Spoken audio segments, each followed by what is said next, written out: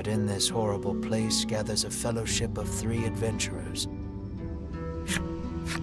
One is a young woman. You can tell just by looking at her, she enjoyed a good upbringing. Another is a stoic warrior. He stands at the ready, scanning his surroundings for any sign of threat. Last but not least is the old man. He has a sagely air and gazes into the darkness stretching out before him. These adventurers seek a certain treasure hidden in this cave.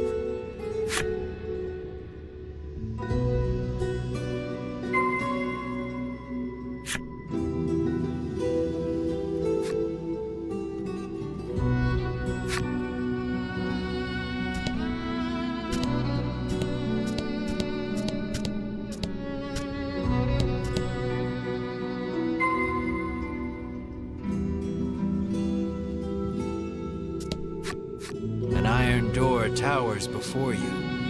It has rather conspicuous handles.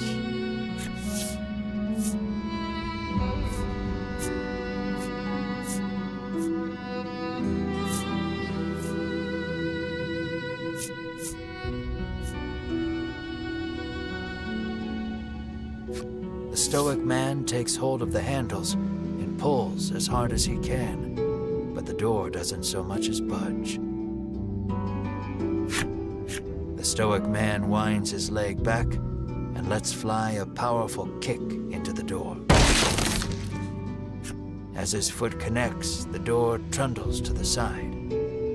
So it was one of those sliding contraptions.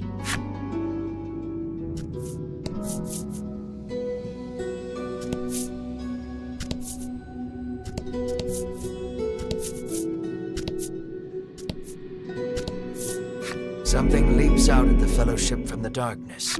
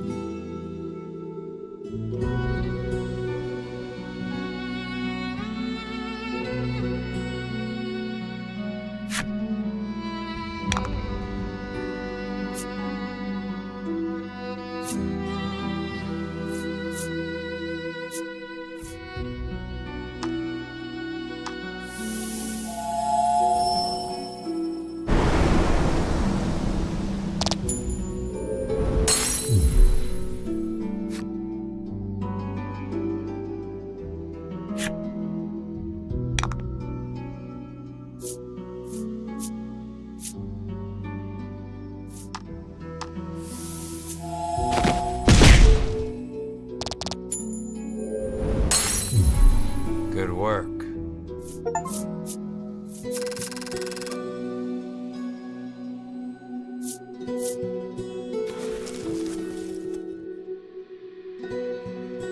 These adventurers have seen their fair share of battle and defeat their attackers with ease.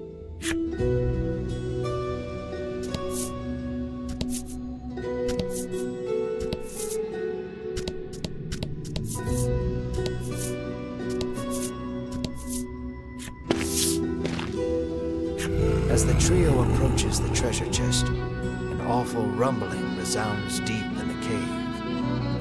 "You shall not have it," a voice growls. Before the wary trio appear creatures the likes of which they've never seen.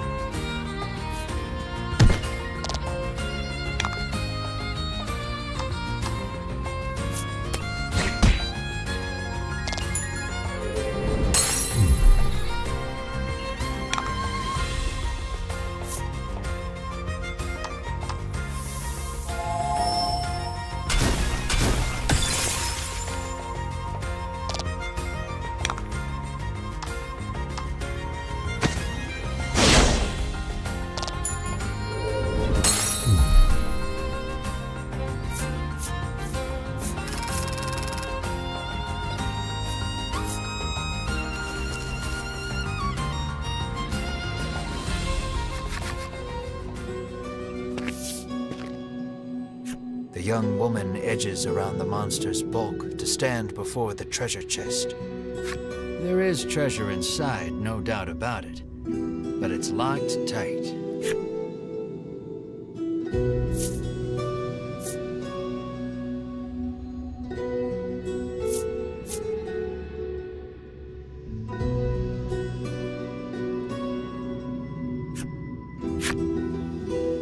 The woman slides the simple key into the lock. The chest clicks open.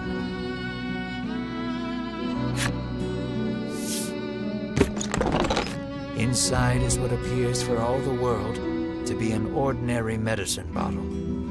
At last, we've retrieved the royal treasure, the old man says. The woman and warrior exchange a nod.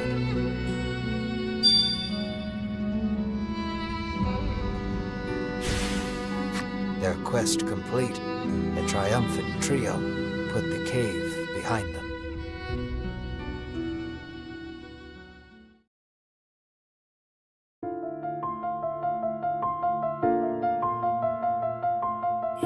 With his 3D heaven, det oss väldigt sevidi och quenchade wo inus tu hade moen dissonien 3D is over listen on yedi von venius io quentalio dio ventonies listen on yedi coelius acetum coeliudi and toy Tony is dear Philovia.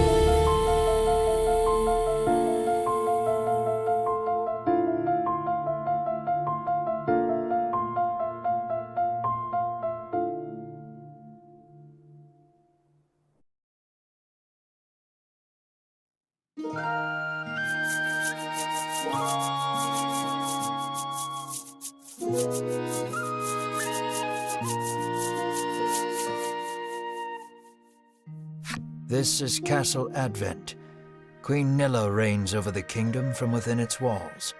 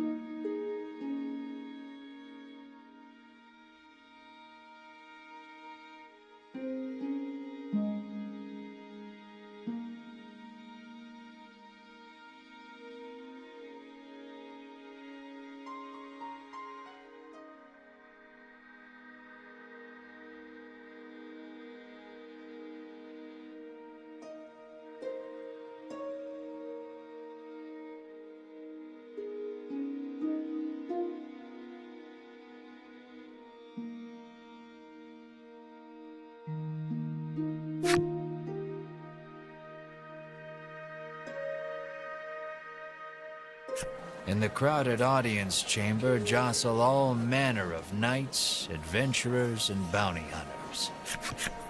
The white-robed adventurers stand close to the throne. A palace guard calls over the tumult, "Be silent. Her Royal Majesty graces us with her presence."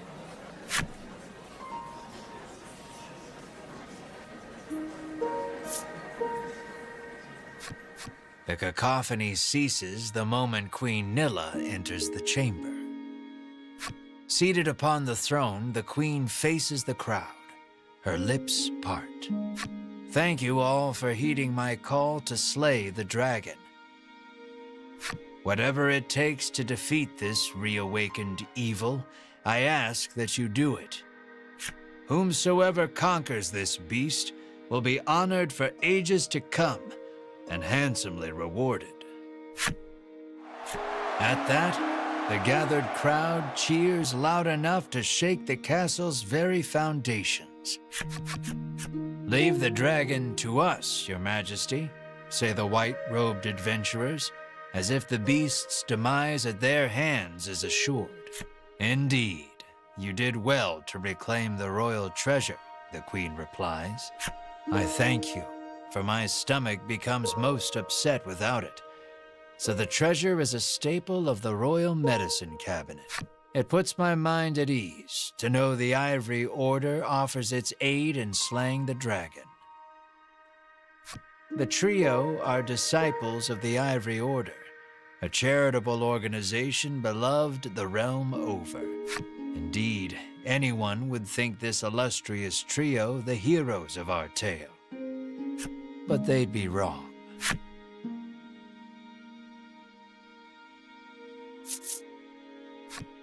So we just gotta slay the dragon and we'll be drowning in gold. The man trails off, drooling over unknowable fantasies. Beside him, a strange creature lets out a chirping coo. Pay attention, because this is important. There he is, or there you are, I should say, the hero of our tale. A humble bounty hunter. You love little in this realm more than coin. A seemingly tedious fellow who doesn't hesitate to claim the title of hero for yourself. When you heard about the quest to slay the dragon, it was the promise of reward that lured you to the castle.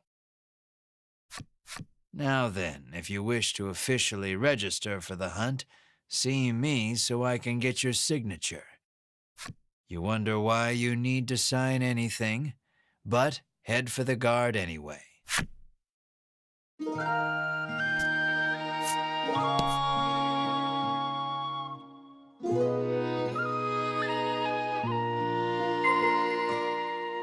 Shall we?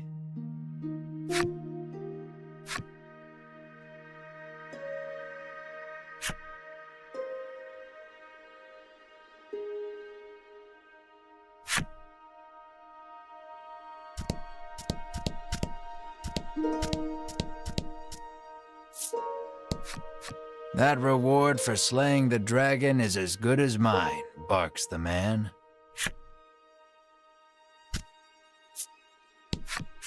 You think the dragon's really as tough as they say? Asks the man, his knees knocking together.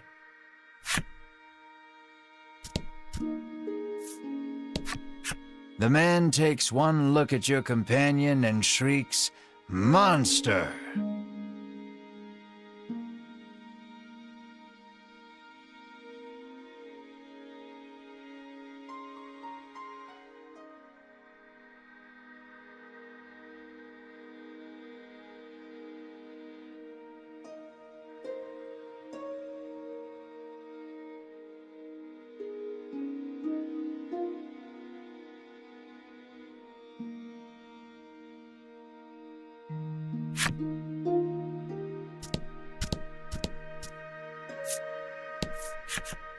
We of the Ivory Order will be the ones to restore peace to the land, brags a white-robed man.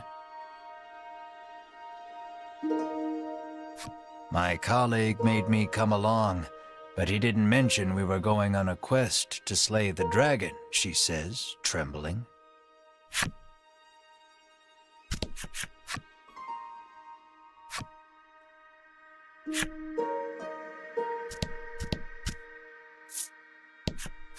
You'll need tough gear if you're going to beat the dragon, the man tells you. Keep your ears perked. You never know what you might hear that'll lead you in the right direction, the man says. You think.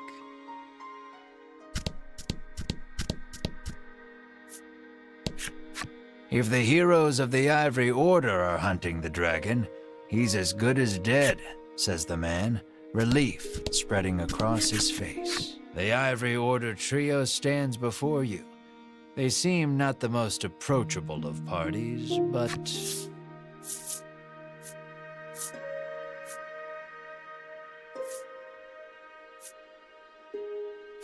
You don't think you have anything to say? On second thought, yeah, you still don't.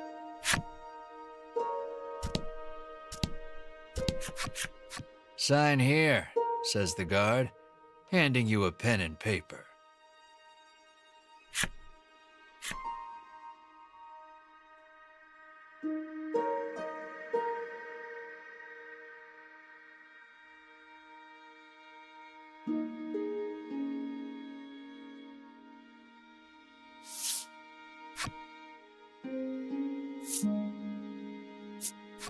You sign your name. A fine name. After you've signed, the guard motions to the strange creature beside you. The monster, too. You sign your companion's name as well. Mar. Mar, your friend and sometimes traveling companion. Though he can't speak the human tongue, he seems to understand it well enough. Thank you. Now we'll know what to have engraved on your tombstones.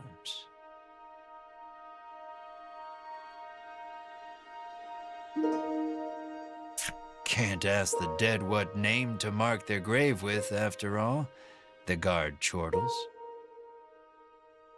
You want the reward as badly as you don't want to die. You figure you better make some strong friends.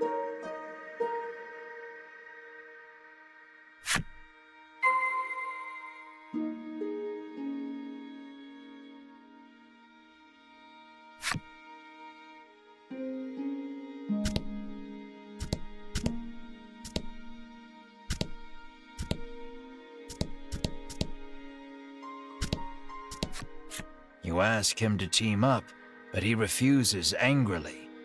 I ain't splitting the reward with nobody. You weren't planning on sharing either, so you don't try to change his mind. Before you even open your mouth to ask him to team up, he cuts you off.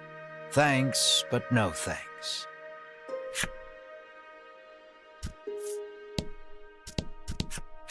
I'll let the Order handle this. Me, I'm heading home.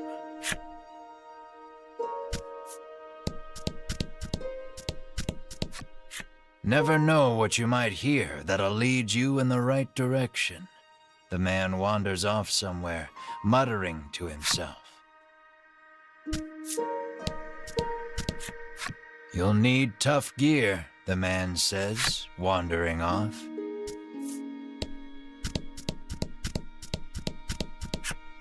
No way am I adventuring with anyone who keeps that sort of creepy company, he says.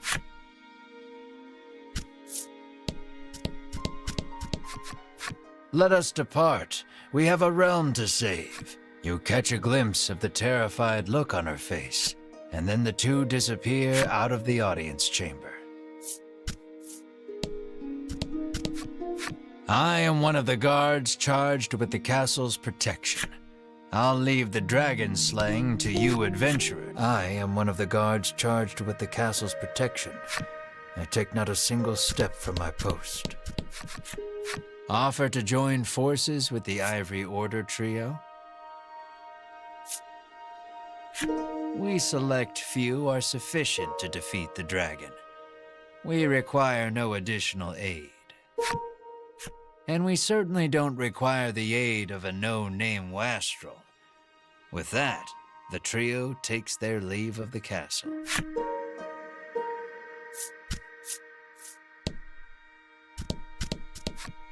Find some good people to help you fight the beast.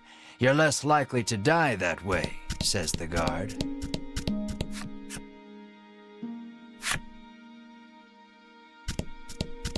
You've yet to find any help for your quest. Things don't look that reassuring as they are, but the decision is up to you.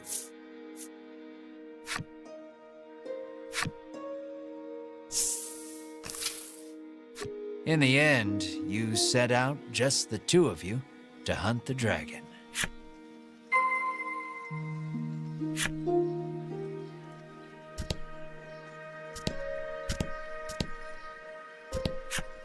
How may I help you? The proprietress inquires.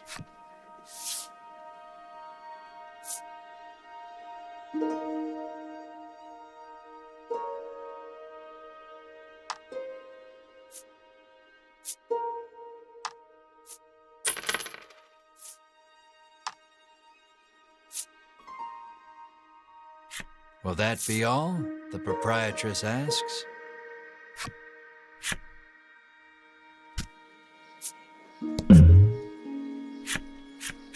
A weapons merchant accosts you in the street. Despite your best efforts to mind your own business, he speaks to you in a voice barely above a whisper. You want the most powerful weapon there ever was? He conspicuously checks his surroundings before revealing this weapon of apparent renown to you.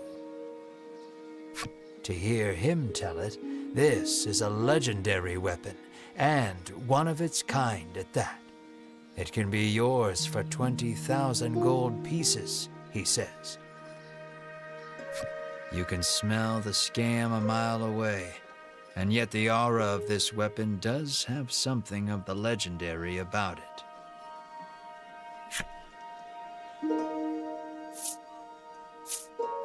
You ask who in their right mind would pay so much for something so clearly fake, stolen, or forged.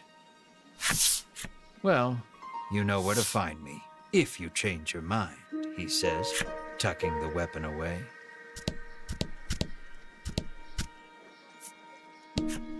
The old man kindly warned you of the dangerous monsters outside of town. The door is shut tight. You spy a keyhole on it, suggesting the existence of a corresponding key. The child says you should see Nexton as soon as you leave the castle town.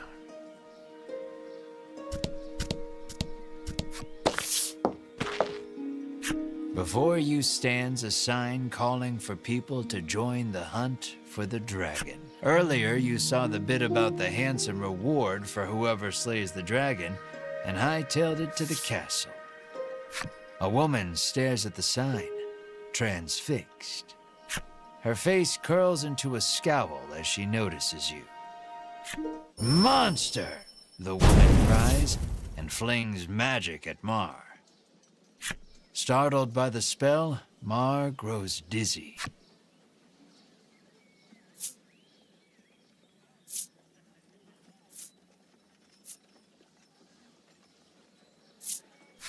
You gather the dizzy Mar in your arms and glare at the woman.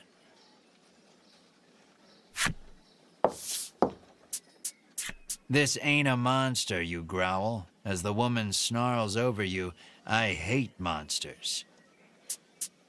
The two of you bicker for quite a while.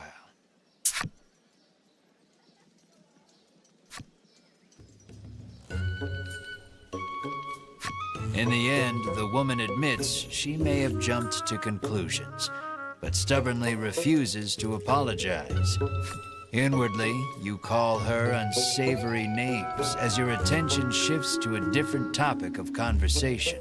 Turns out she really hates the dragon and would love to take him down with her own two hands. But she knows she's no match for him alone, so she's at a loss for what to do. When you tell her you're after the same thing, she squints down her nose at you. "Fine," she says. "I can help you." She's a little annoying, but you are looking for quest companions.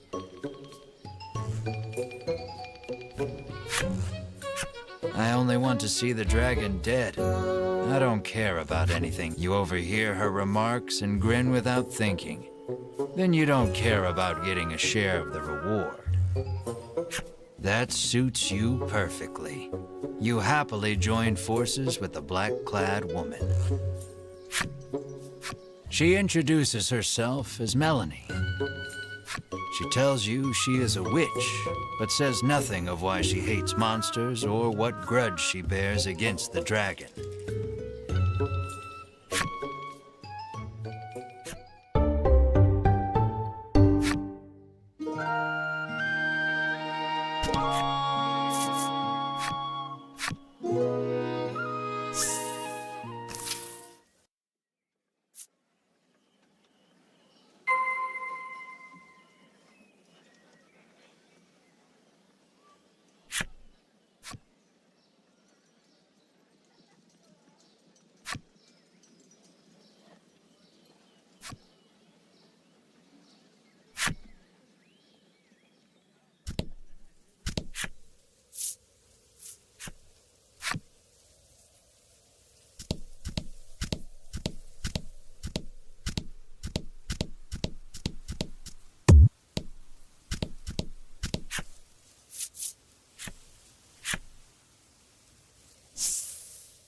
Welcome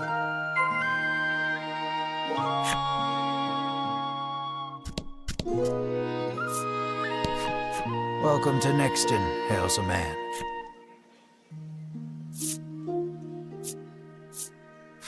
You try asking the man if he knows anything about the dragon. The man's eyes widen. He leans close, cupping his hand to his mouth.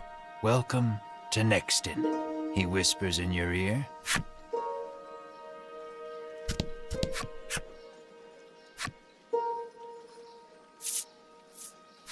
The man doesn't respond to any question except to parrot back his original greeting.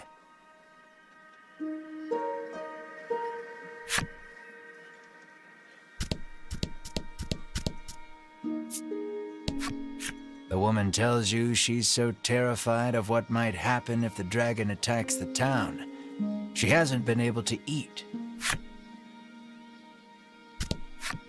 How may I help you? The proprietor inquires.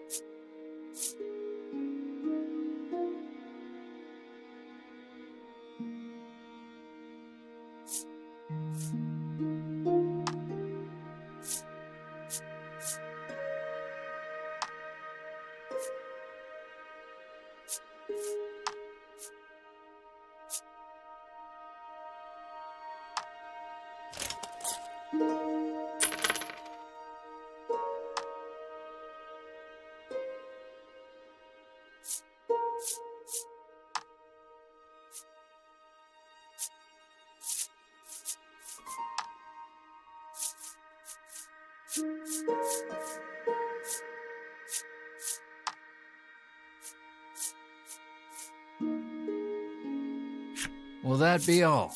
The proprietor asks.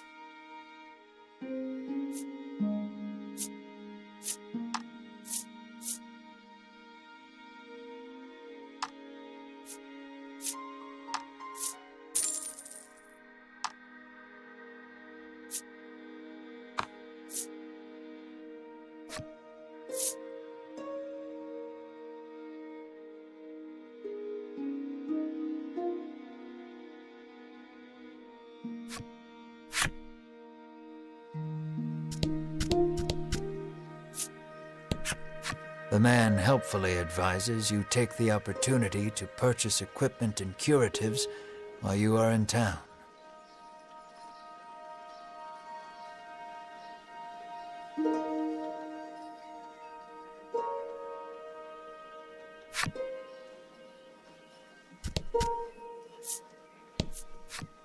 A woman sits hunched over by the side of the road. Upon catching sight of you, she calls out for your aid. She's sprained her ankle and needs you to take her to the nearby apothecary. You try to lift the woman into your arms, but the weight's too much for you to bear.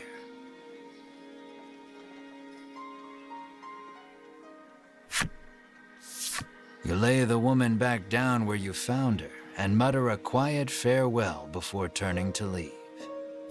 Upon seeing that, Melanie snaps. What kind of person are you?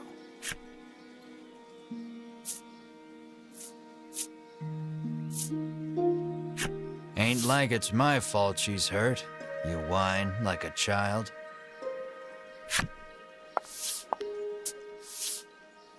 Ignoring you, Melanie gingerly helps the woman up.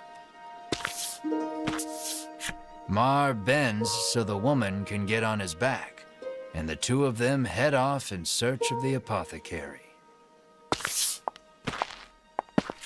You watch them walk away for a moment before following, complaining to yourself about what a waste of time this is.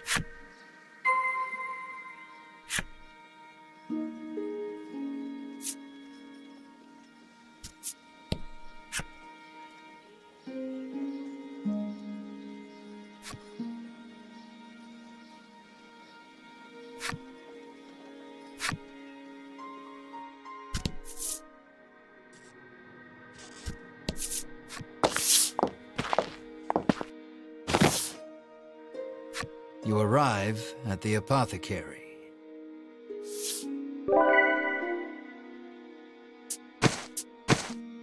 After taking a curative, the woman begins hopping up and down. Nothing holds a candle to Ivory Order medicine, she beams. She thanks you and pulls something from her breast pocket.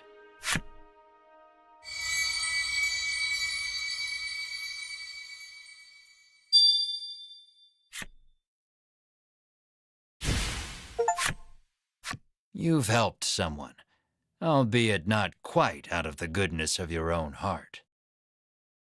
It might be a good idea to do that again, should you come across anyone else in need of assistance.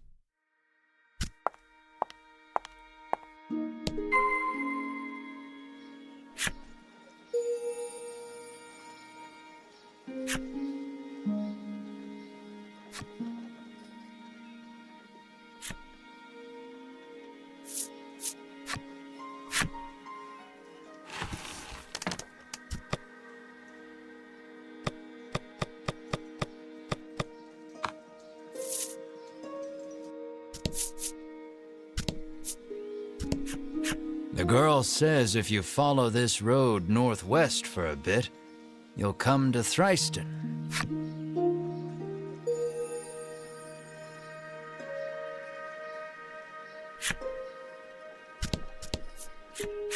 It seems the majority of the world's medicine is made by the Ivory Order.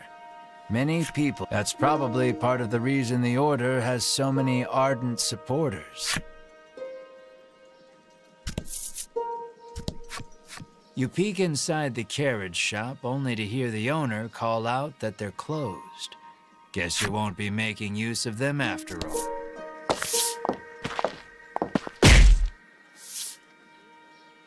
As your eyes roam everywhere but the path you walk, you barrel right into someone.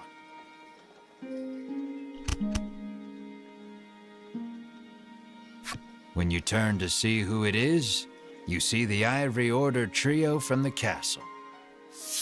Winifred, are you all right? The sagely old man asks the woman, voice full of concern. I'm fine, the woman called Winifred replies. Thank you, Hedwyn. Berwin, the old man calls, turning to their stoic companion. He jerks forward, as if to defend Hedwyn and Winifred. The trio advances on you. How dare you treat disciples of the Ivory Order with such disrespect?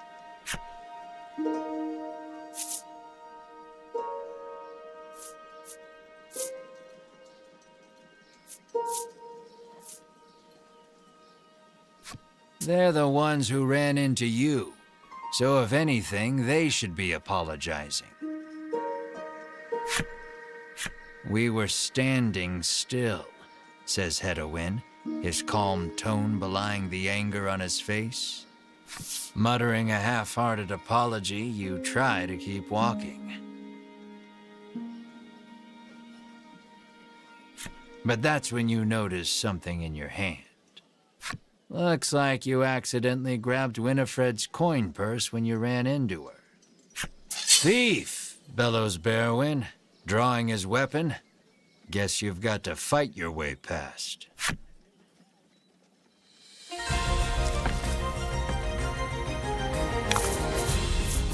Don't hold back.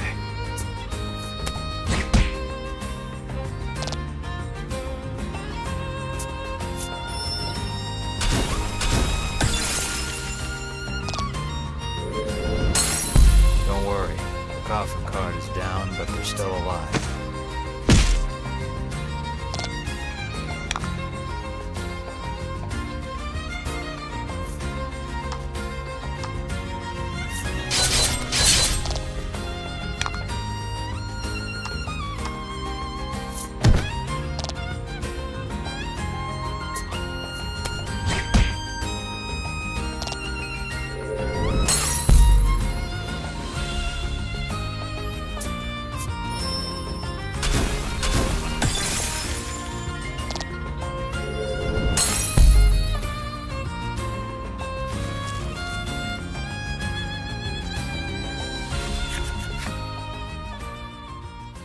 The Ivory Order laid you out flat.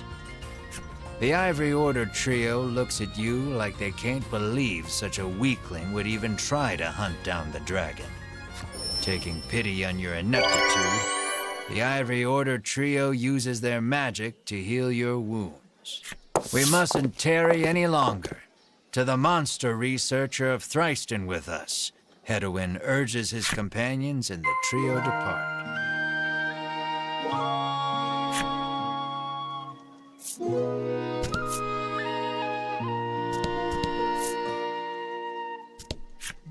On your way to defeat the dragon, are you?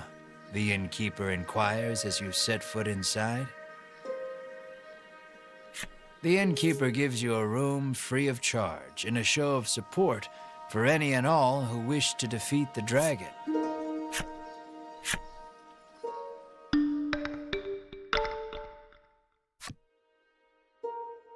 The party leaves the inn feeling rested.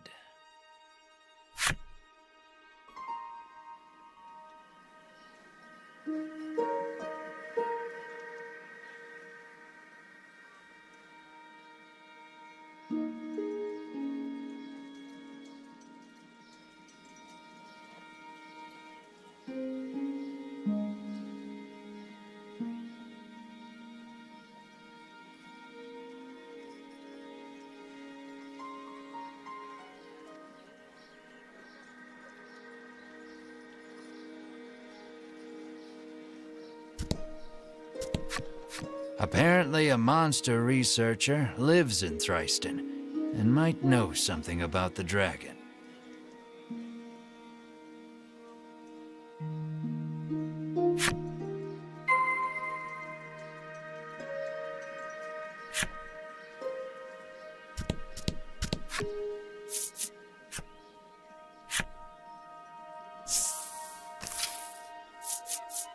Aimless wandering can be fun, but if you want purpose and direction, I'd suggest sticking to the path.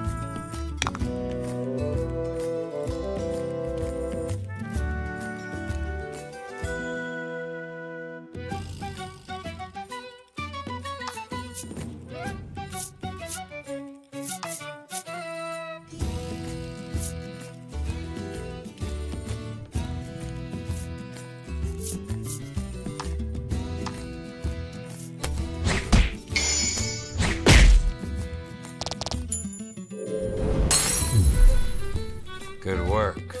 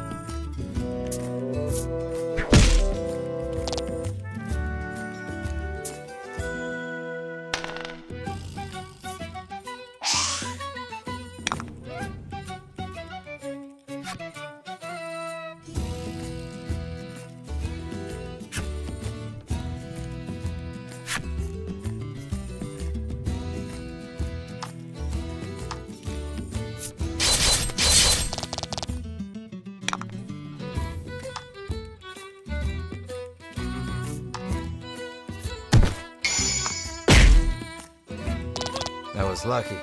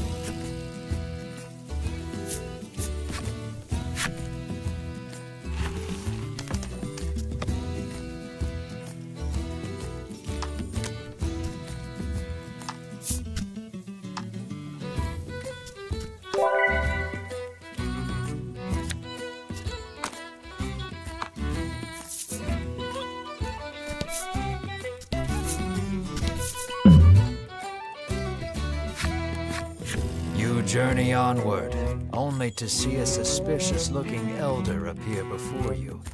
He proclaims himself a man of medicine who has discovered a revolutionary new curative. He would have one of your party drink it as a test.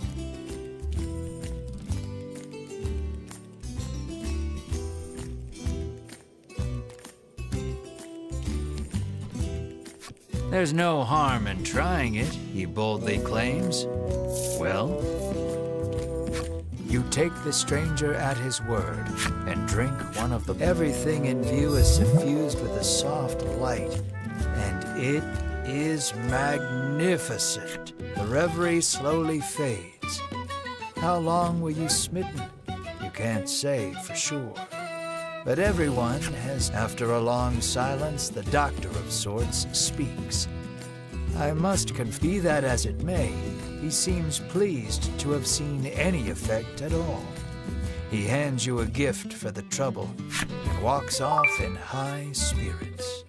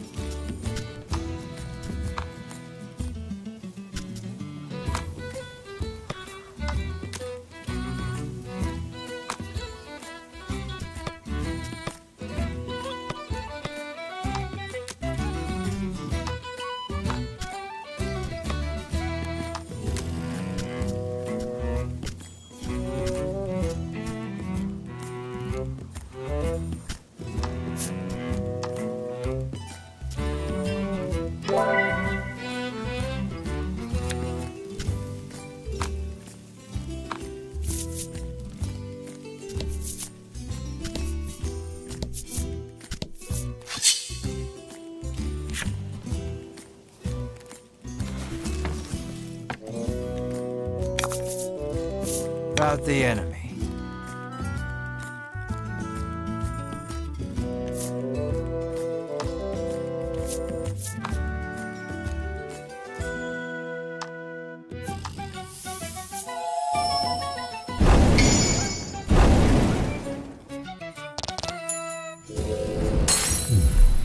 Excellent.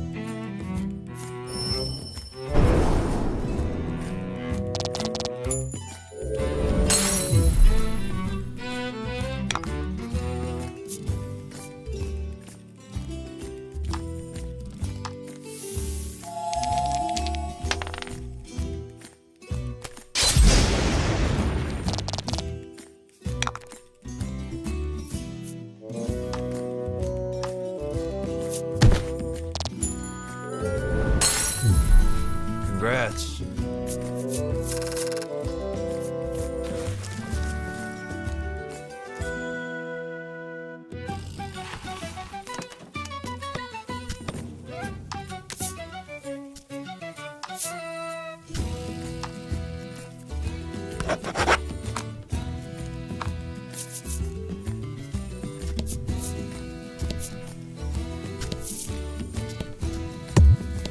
You can't walk on water.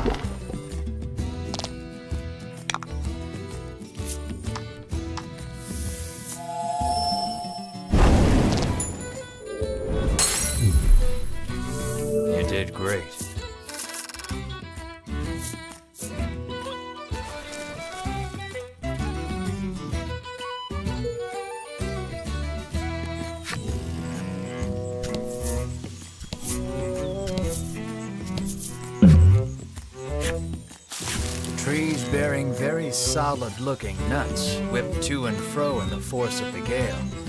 This doesn't bode well for you.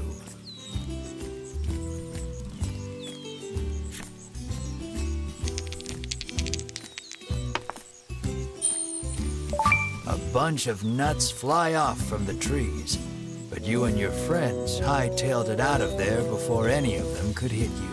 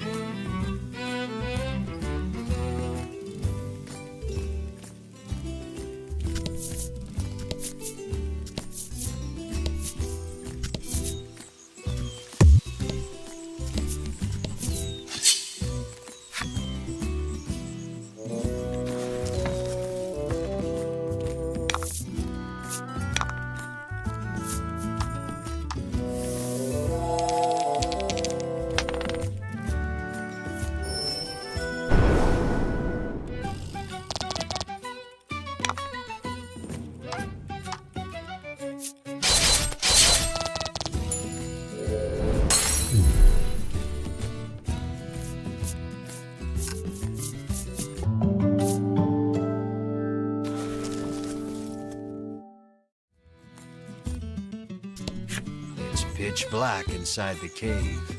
Who knows what dangers lurk within? Maybe you should prepare first. Light can't reach the furthest depths of the cave. It may be impossible to proceed without a torch. You don't have a torch, but you can always buy one at the item shop in Thriston.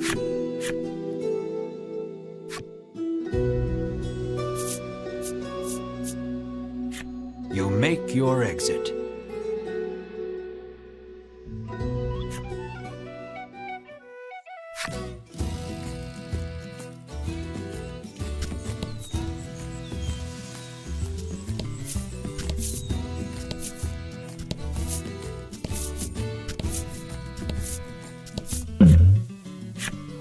Lying in the grass, you find an old telescope.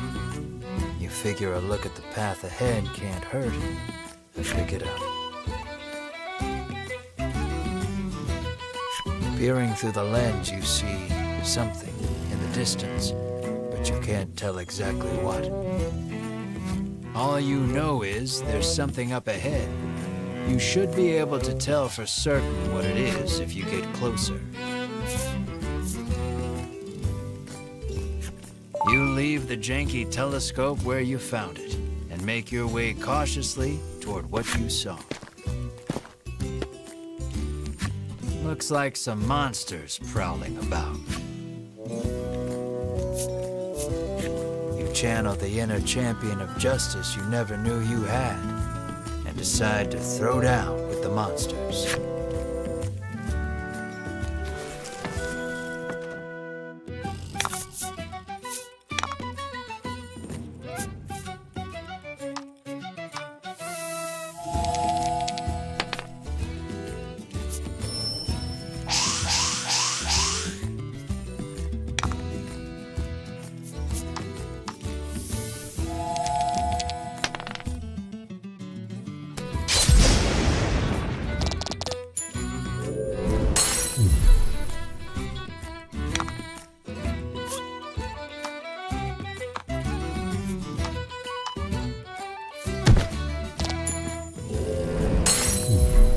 You did great.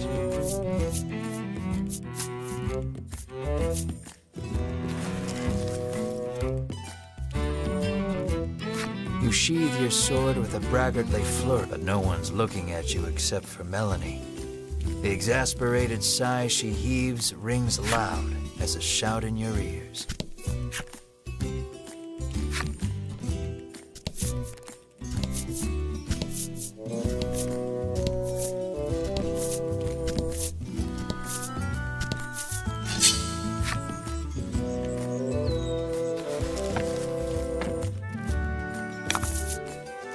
Don't hold back.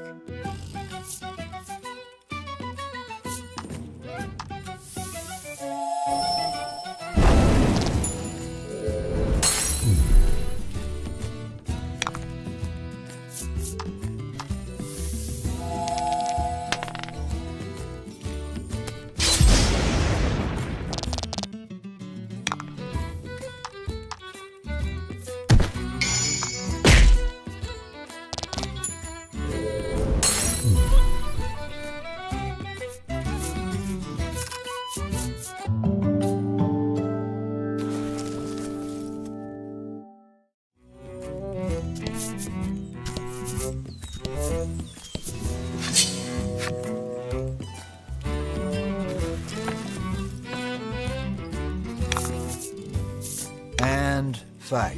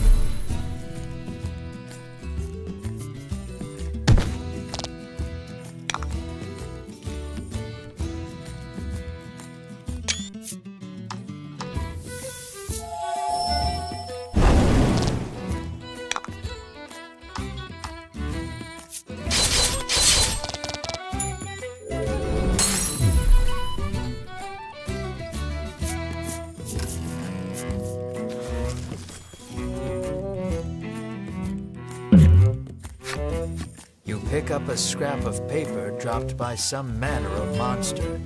It has a message scrawled on it in crude lettering.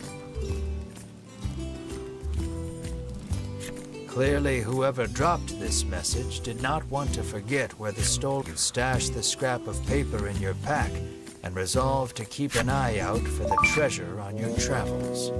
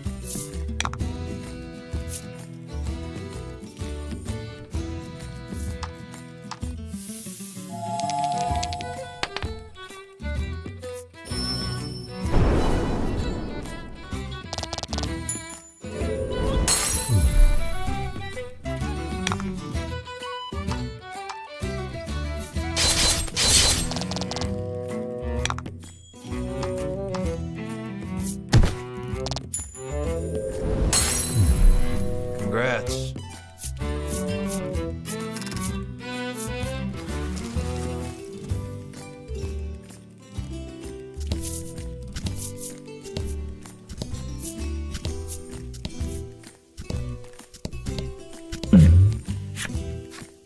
You gradually become aware of a voice calling out to your party. Looking around, you yank the old man free. Why, you're here. It seems an old friend of his lives in Nexton, and he'd like he says he'll make it worth your while. Will you show him the way to Nexton? You ask the old man about himself. It Turns out he belongs to a wealthy family. You offer him safe passage to Nixton.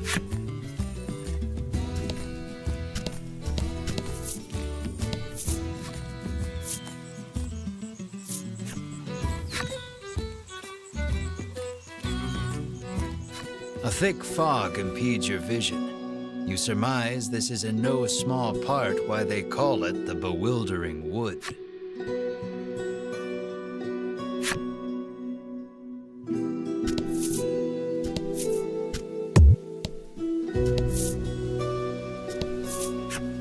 Many a brave soul has set foot in this wood, only to be swallowed up and never seen nor heard from again, the traveler intones gravely.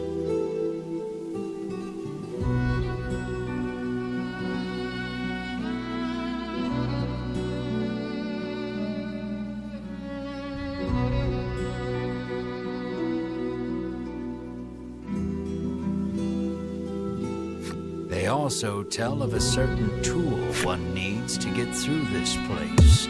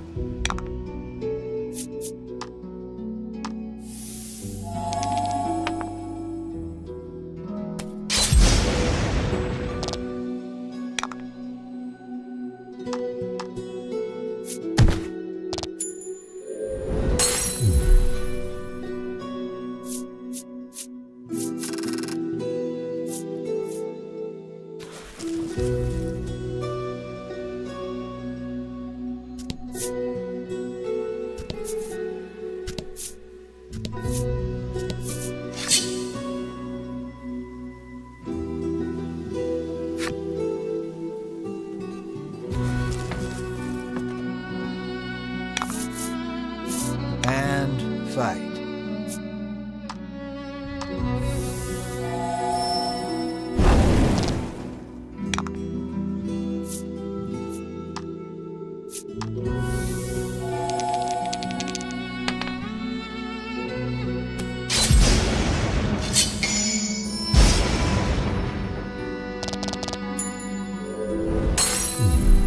Nice work.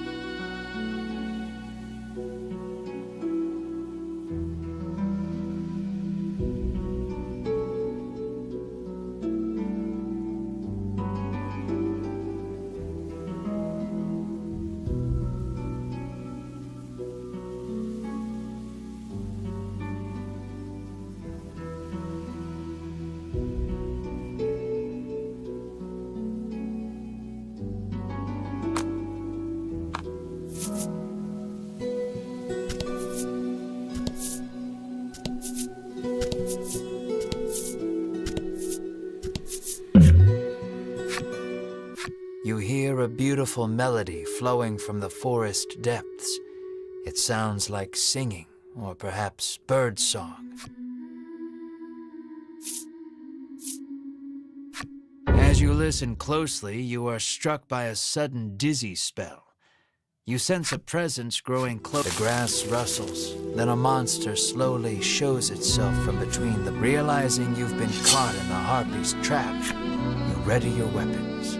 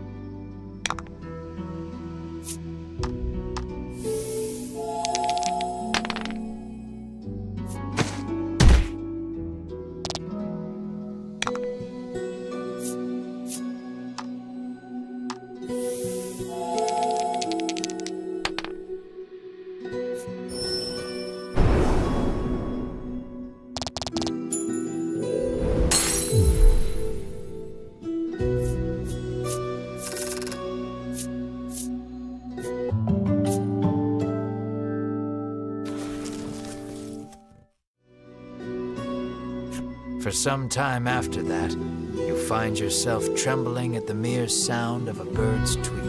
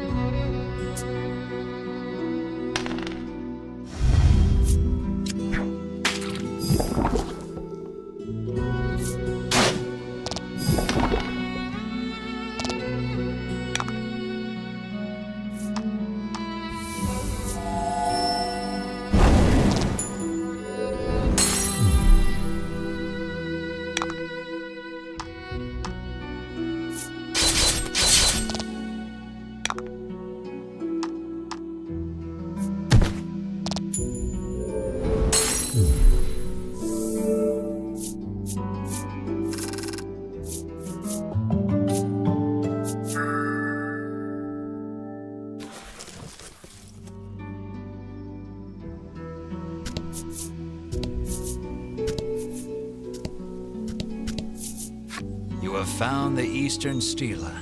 You see the words Melody of Fortune chiseled into the corner.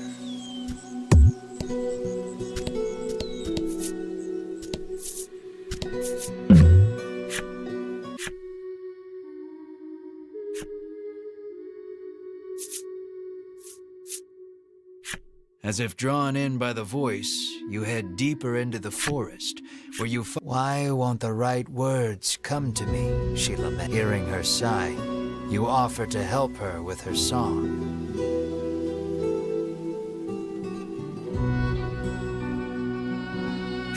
Very well then. Please finish this verse, she responds, then begins to sing.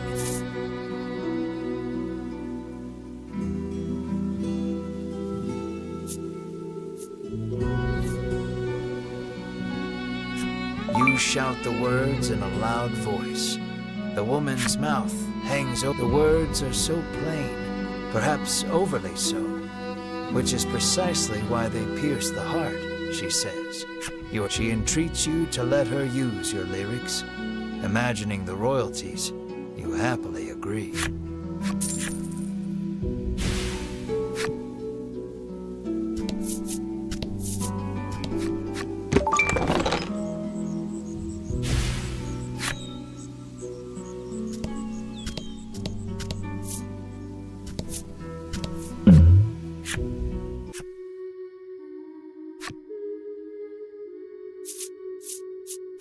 You take a peek inside the grass and immediately find the owner of the voice. It seems like the harpy hasn't yet noticed you. Startled, the monster flaps its wings and flies away. You find some coins scattered about where it stood.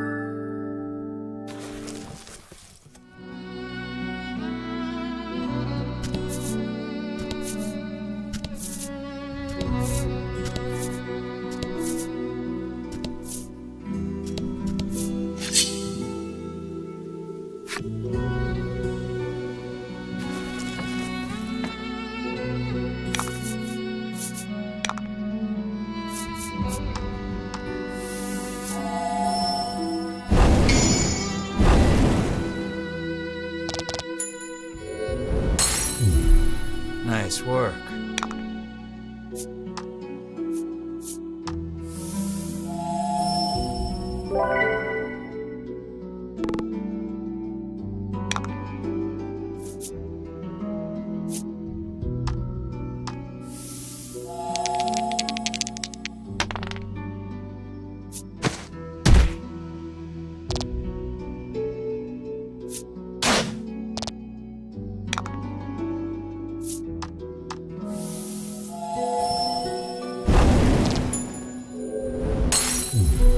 You did great.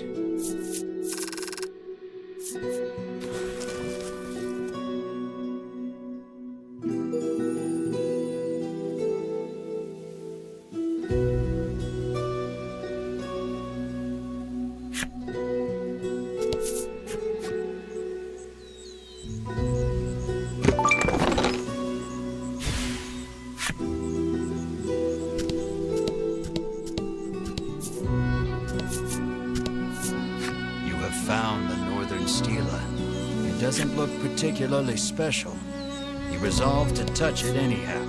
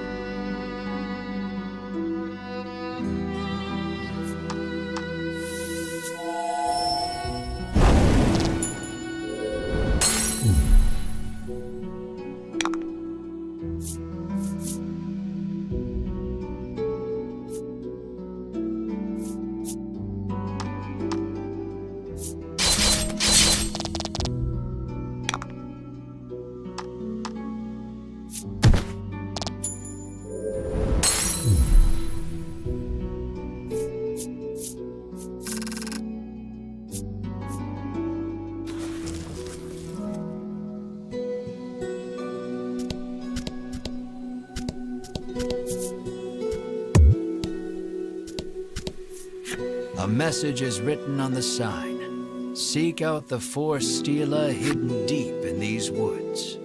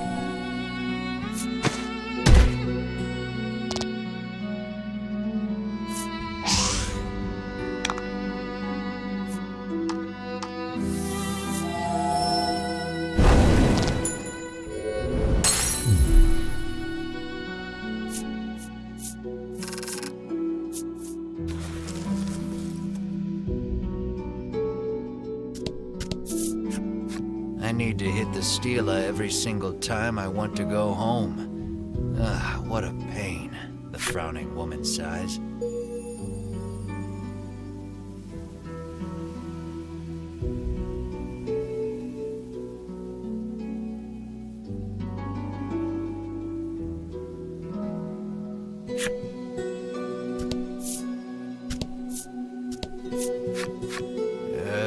The next stela is...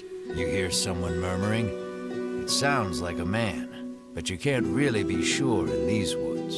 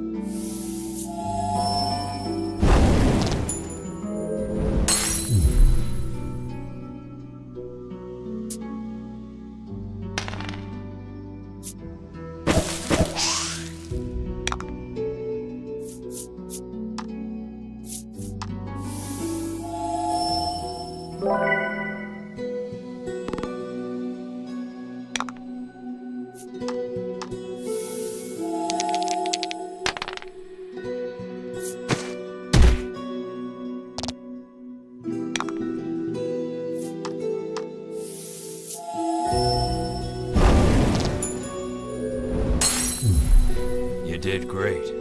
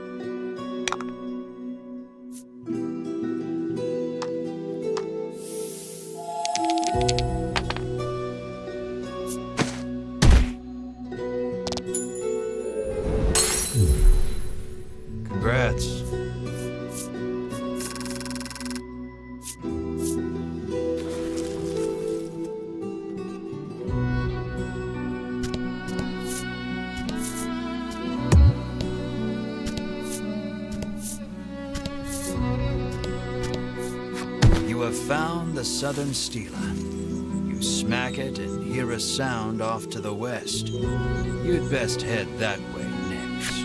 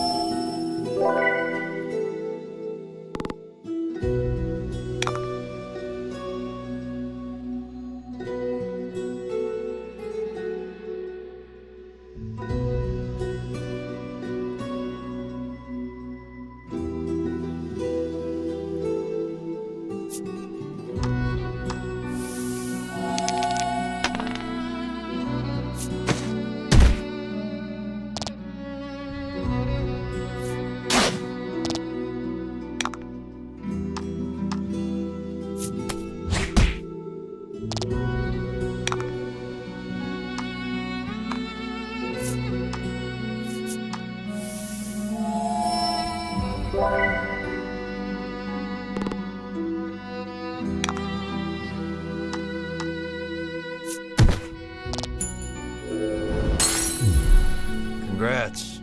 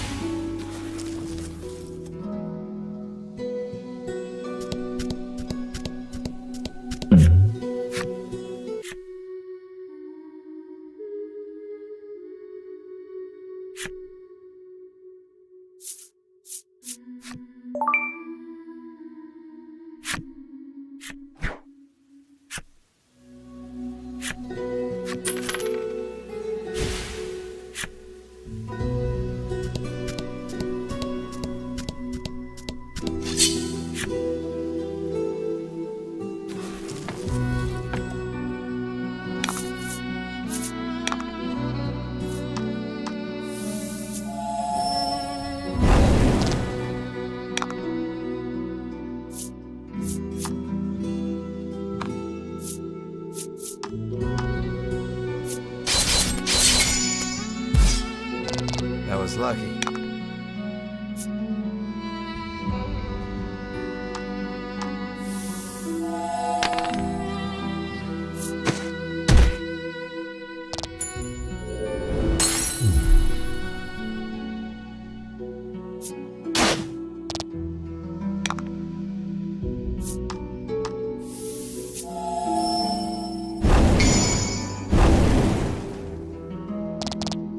Oh?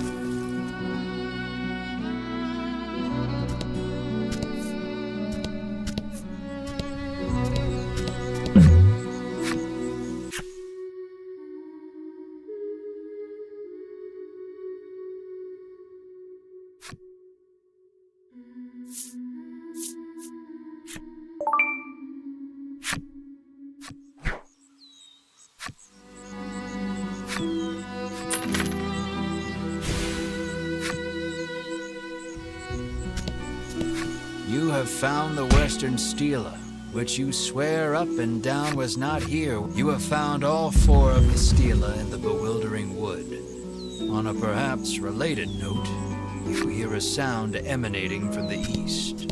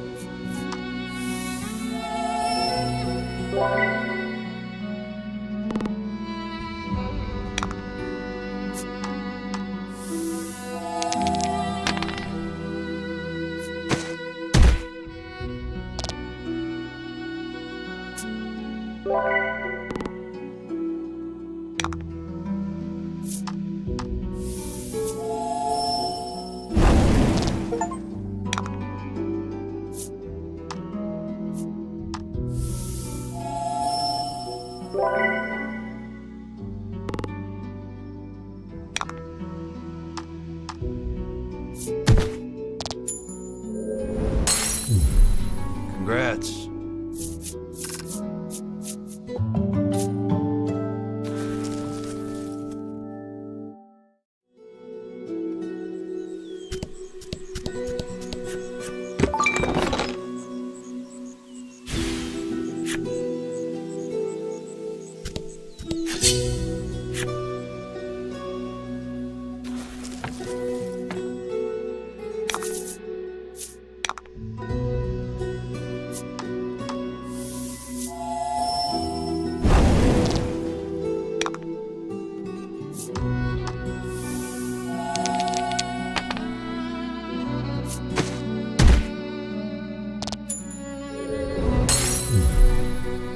You did great.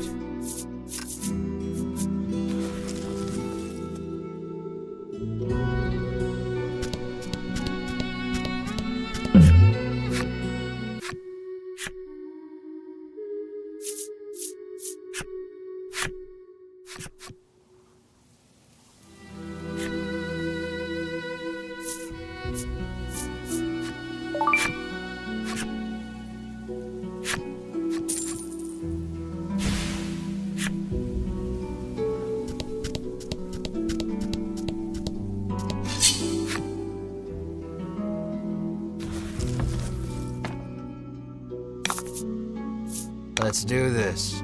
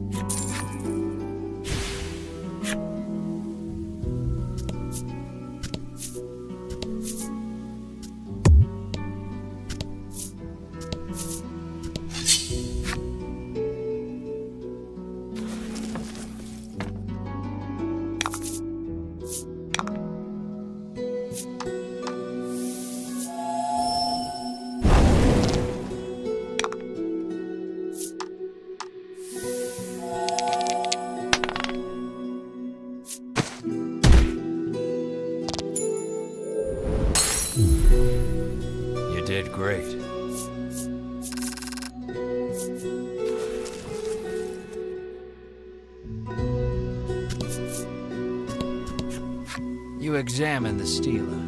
The message carved into the stela reads, "Play in tune with the forest."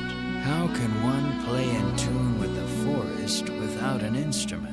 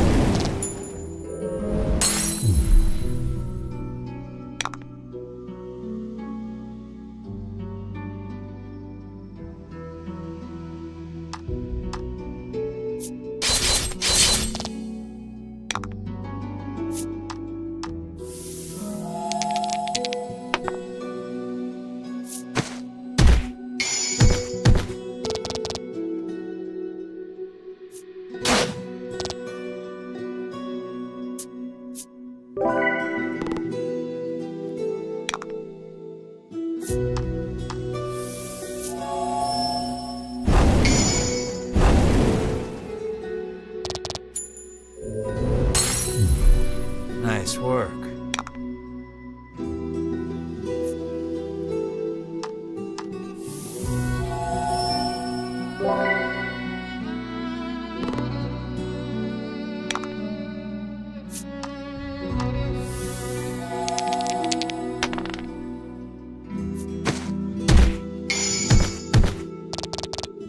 Nice work.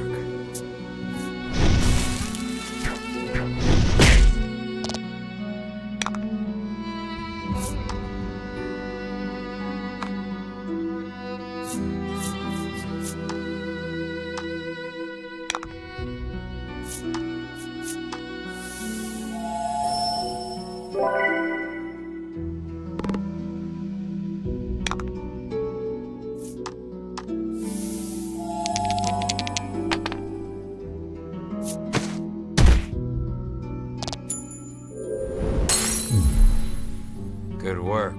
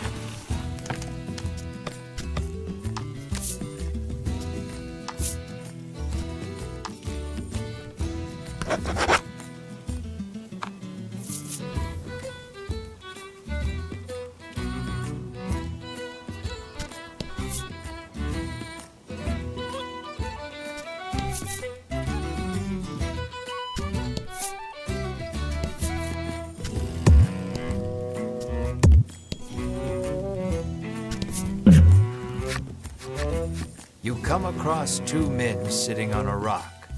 They take no notice of you or the part. You listen in and deduce that they are up. You lean in, trying to hear what else the thieves are talking about. I hid the goods. Head south just before the bridge. No, whatever ye do, don't go into the bewildering wood. It sounds like they've just told you. Hastily grab a scrap of paper, write down what you've heard, and quietly sneak away.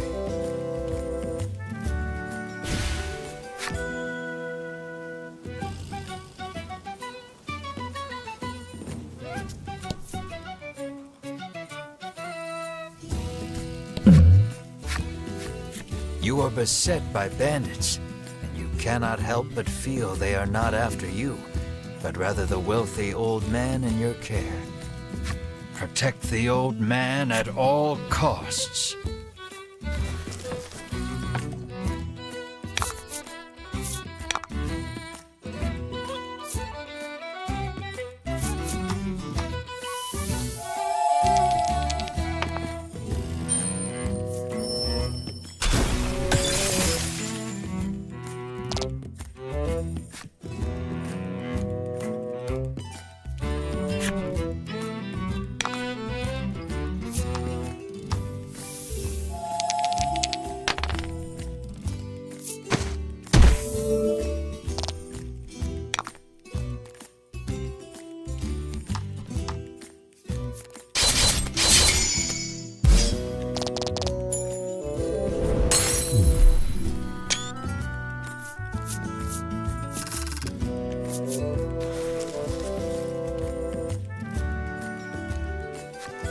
Well, it certainly seems I'm safe with you lot, the old man. You had best deliver the man to Nexton, lest any more bandits decide to try their luck.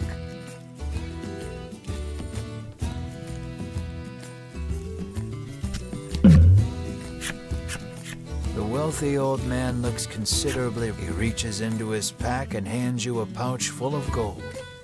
This is the next instant he takes off for the center of town, shouting, "I shall be there soon, my love."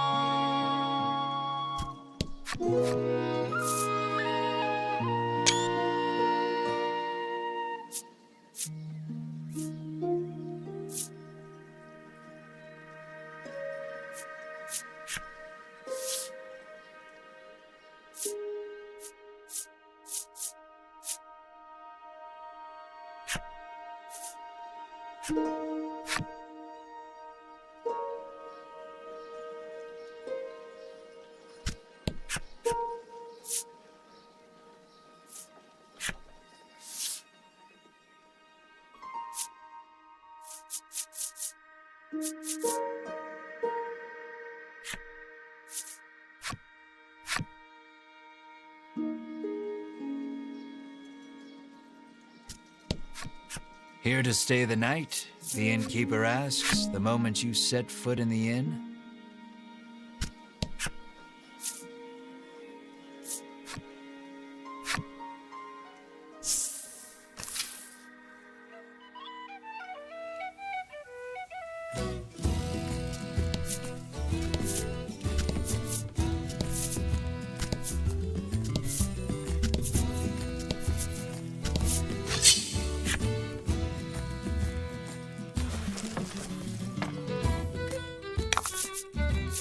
Don't hold back.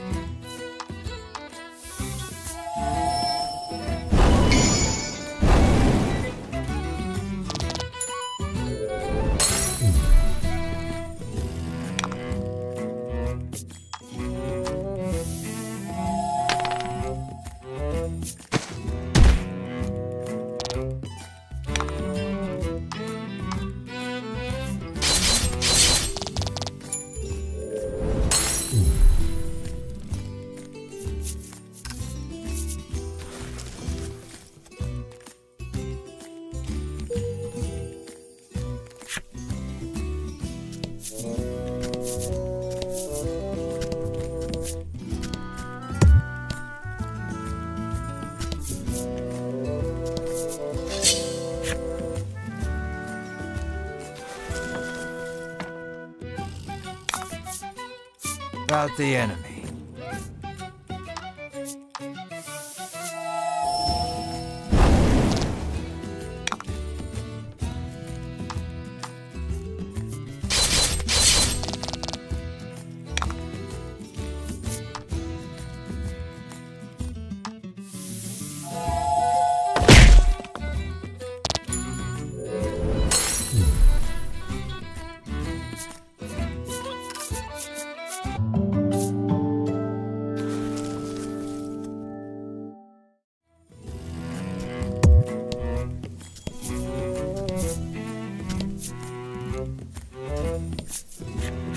You kick a rock down the road, muttering about what jerks those three from the ivory. Cut it out, chides Melanie. She warns you you're you grumble, but your sulking is cut short when out of the rock you kicked must have hit it because it is really mad. Brace yourself for battle.